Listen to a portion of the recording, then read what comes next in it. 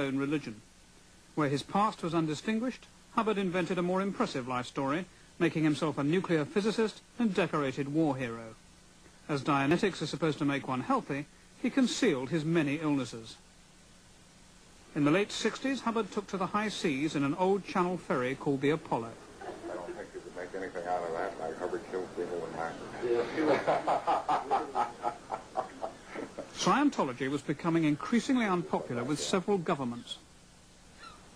On the Apollo, Hubbard created Scientology's elite, the Sea Organization, or org, complete with naval ranks and uniforms. Its members signed contracts lasting 1 billion years, and military discipline prevailed, with harsh punishments for those who offended against the founders' rules or ethics. Hubbard called himself the Commodore, and was waited upon by a hand-picked team of teenage girls known as the Commodore's Messengers. Dee Dee Reisdorf became their commanding officer. I was actually born into Scientology. When I was 13, we joined the Sea Org. The whole idea of being in the Sea Org is that you were the ones who were here to make the world a safe place. The Sea Org was special. There was what we called the WOG world. The what? The WOG world. What did that mean? Anything and anybody who wasn't involved with Scientology was the WOG world. What now I like to call the real world. But at that point, that was what, we considered people out there as the WOG world. Another girl sailor was Hannah Whitfield. She was able to observe Hubbard's character in close detail. There were two distinct sides to him. One was an incredibly compassionate side. He was a very understanding, rather humanitarian man at times. The other side was what I would call bordering on, it's not a popular word, but bordering on insane or psychotic. He would go into mad, screaming rages where he would be bellowing at the top of his lungs, sometimes for minutes, sometimes for hours on and off. I've actually seen that. Do you ever think that you might be quite mad? Oh, yes. The one man in the world who never believes he's mad is a madman.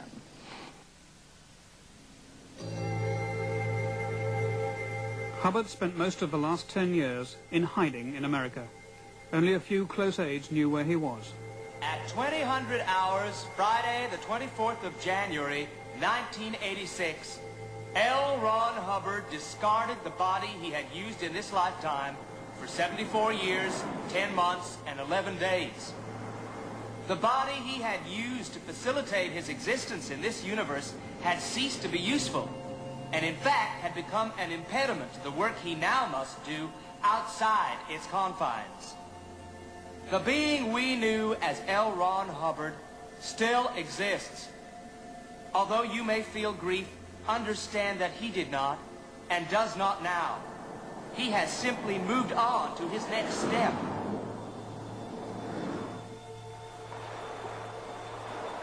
LRH, in fact, used this lifetime in the body we knew to accomplish what no man has ever accomplished. He unlocked the mysteries of life and gave us the tools so that we could free ourselves and our fellow man. Those were the words of the Church's official announcement of Hubbard's death last year. When alive, Hubbard claimed he had visited heaven twice, and the second time found it shabby. His Scientology funeral service was one he had written. And now here, lift up your eyes and say to him, goodbye. Goodbye. Goodbye. Our dear Ron, goodbye. We'll miss you, you know. Hubbard had signed a new will the day before he died, insisting that he be cremated at once and the ashes scattered at sea. The fate of his vast but secret fortune was also murky, but power had passed to the young followers who were with him at the end. I'd like all of you now to join us in singing Happy Birthday to Ron. One of those heirs is the Master of Ceremonies here, David Miscavige. By Mr. John Travolta.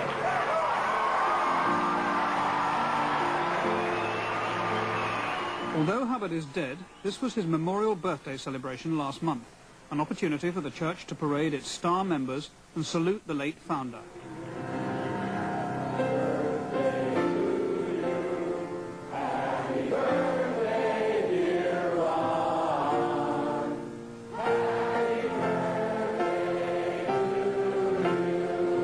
Scientology presents a confident image as it marches forward to clear the planet, as it says, and offer the only road to total freedom. But the church can also be secretive and defensive. You are yourself photographed if you photograph its buildings. Investigations by various government agencies have over the years created something of a siege mentality. In the late 70s, 11 top Scientologists were imprisoned for burglary, robbing American government offices of files. In one of his bulletins, Hubbard instructed church members, don't ever defend, always attack. Since Scientologists consider themselves the exclusive possessors of the secrets of the universe, anyone outside the church tends to be deemed hostile, or, as they say, suppressive. And we were no exception. Why do you think this guy's taking our picture? Oh, because they're going to use it against us later on, supposedly. Why is he taking photographs of us? They should take another picture. Ron Hubbard says if you take their picture or something, you can use it against them, or maybe people are intimidated by the picture taking, you know? They were taking my pictures all the time. Scientology reserves a special distrust for the media. Members may not give interviews without the church's permission. Despite a long-standing invitation, our interview with the church's chosen spokesman was granted only when they were convinced that this program would be broadcast without their participation. When we taped that interview, the church had its own cameras rigged to video us. More fundamentally, Scientologists dressed in the style of Christian ministers witnessed the proceedings. American Judge Paul Breckenridge said in a recent judgment, the organization clearly is schizophrenic and paranoid, and this bizarre combination seems to be a reflection of its founder, LRH. Mr. Breckenridge is not the first one to say that. A man by the name of Paul Dickoff disseminated it first, SS number 337259, an SS officer in the Nazi intelligence systems who was the head of the Bundeskriminalamt, the German federal police, in 1970. They're the head of Interpol, as a matter of fact. I do not support a Nazi's supposed right to disseminate that kind of thing. But, Mr. Judge, you regard your enemies as the CIA, the IRS, the FBI, MI6, MI5, just about every government. No, Surely I'm on the paranoia IRS is a enemies mild list. expression for the church's attitude to its supposed enemies. You know, our enemies are ignorance, drugs, corruption, criminality, and insanity. But those the church seems to regard as its worst enemies are its most recent defectors, especially those with damaging stories to tell. Near the Canadian border lives Don Larson, who ran the church's so-called finance police. I was a hatchet man for this financial dictator. If you could force someone to be scared enough in the church, they would cough up the money that you wanted. And it was my job to scare people. What methods do you use? Extortion, force, threats, duress. Larson was there when David Miscavige and the new regime took over. The old management was just chopped, and new management was put in its place. And its motto was, we make no deals with anybody. We're tough, we're ruthless, no deals. There was about 15 of us. We went out and rented 3 limos, drove up to an organization in San Francisco, and did a practice beat-em-up kind of meeting, you know. We took the CEO, the commanding officer of that organization.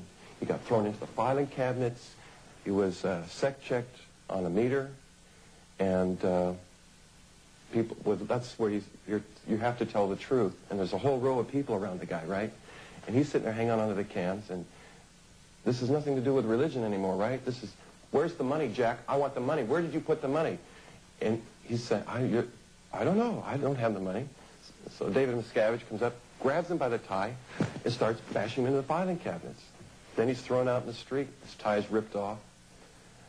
This is just a warm-up kind of bash.